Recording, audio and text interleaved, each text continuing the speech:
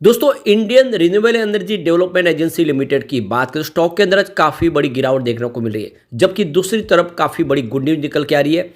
Indian renewable energy fund raising करने जा रही है बॉन्ड्स के माध्यम से, उसका कोई पॉजिटिव इफेक्ट देखने को नहीं मिल रहा है। तो क्या इसका मतलब ये स्टॉक काफ़ी ज़्यादा वीक है और जब बाजार में माहौल पॉजिटिव बना हुआ उसके बावजूद भी स्टॉक नीचे आ रहा है, तो क्या इसमें बड़ी गिरावट की संभावना बन रही है या फिर इस समय इस लेवल पर खरीदारी कर ले?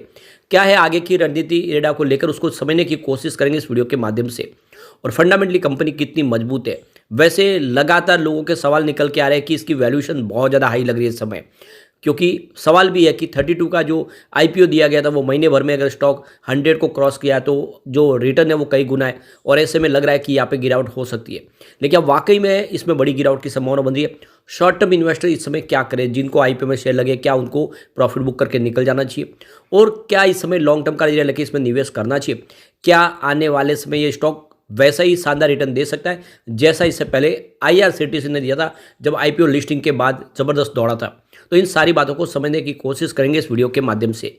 लेकिन फ्रेंड, उससे पहले अगर आप पहली बार हमारे चैनल पे आए तो चैनल को सब्सक्राइब कर दीजिए, एक बेल आइकॉन दबा दीजिए ताकि जब भी नया वीडियो बने पहला नोटिफिकेशन आपको मिले। वीडियो पसंद आए तो लाइक से जरूर कीजिए।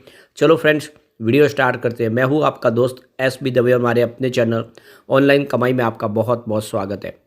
तो अभी लगभग 1 बजे के आसपास का टाइम है। अब आप देख सकते हो कि बाज़ार में तो पॉजिटिव माहौल बना हुआ है, और बीएससी फाइनेंशियल सर्विस की बात करें वहाँ पर भी तेज़ी का वातावरण बना हुआ है, लेकिन आईआरडीए की बात करें ये कमज़ोर दिखाई दे रहा है। स्टॉक की शुरुआत हुई पॉजिटिव 114 पर, कल की क्लोजिंग 112 के आसपास थी, तो शुरुआत तो काफ़ी अच्छी रही, लेकिन यही दिन भर का हाई बना, वहाँ से सीधा दबाव शुरू हो गया। 114 की हाई बना के जो लो बना वो 108 का है, तो बिल्कुल काफ़ी स्टॉक नीचे आया और इस समय 109 के आसपास ट्रेड कर रहा है। 2.62% की गिरावट देखने को मिल रही है, तो काफ़ी बड़ी गुड न्यूज़। उसके बावजूद भी स्टॉक का गिरना इस बात का सबूत है कि इस लेवल पे खरीदारी अभी नहीं हो रही है। वैसे इसमें वॉल्यूम में भी काफ़ी ज़्यादा कमी आई है, यानी जो एक्टिव मोड था स्टॉक में, वॉल्यूम जो तेज़ी से बढ़ रहा है उसमें कमी आ चुकी है, और लोग अब इसमें वेट एंड वॉच की स्थिति अपना रहे इस समय। तो देख सकते हो कि पिछले 1 महीने पहले जब इसका आईपीओ आया, आप समझे, तो 21 करोड़ का वॉल्यूम था, 6 करोड़ की डिले उठाई गई थी।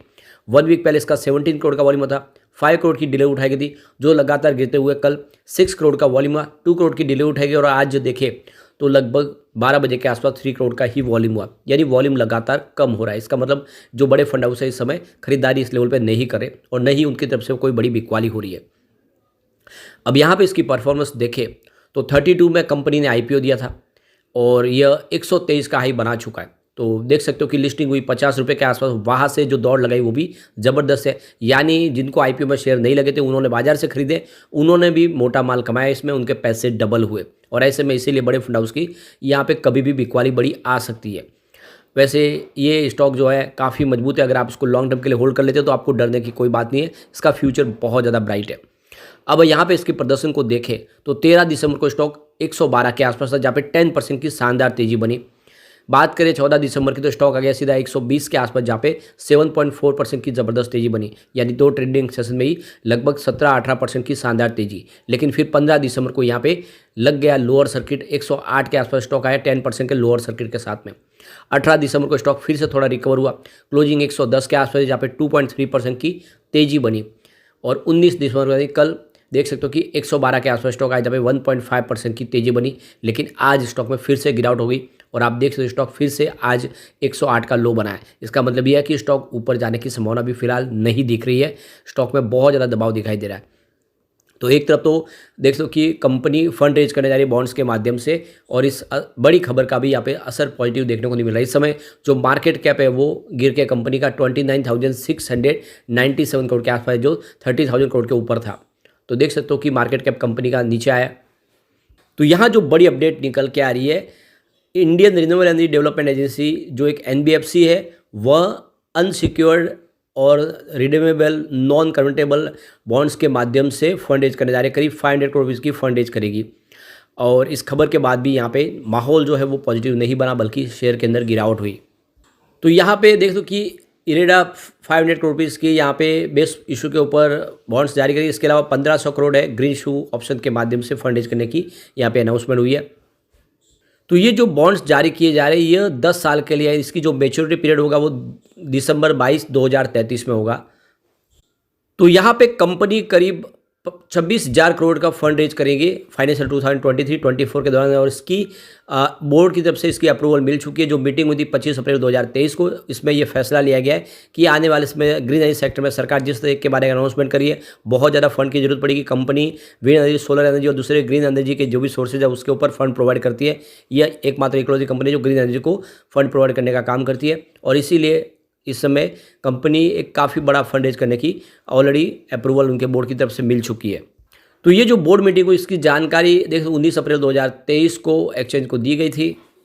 अब यहाँ पे जो सबसे बड़ी बात है कि इंडियन रिन्यूएबल एनर्जी डेवलपमेंट और नाबार्ड की तरफ से जो बॉन्ड्स जारी किए जा रहे हैं उसके ऊपर AAA की रेटिंग मिली है, और जो आउटलुक है उसको स्टेबल रखा गया है इंडिया रेटिंग की तरफ से और इकरा की तरफ से। तो यहाँ पे जो इनकी जो फंड रेजिंग होगी इसको काफ़ी शानदार रेटिंग दी गई है, यानी एक तरह से सेफ और सिक्योर यहाँ पे ये बॉन्ड्स की जो रकम होगी, और इसीलिए इसको AAA की रेटिंग मिली है।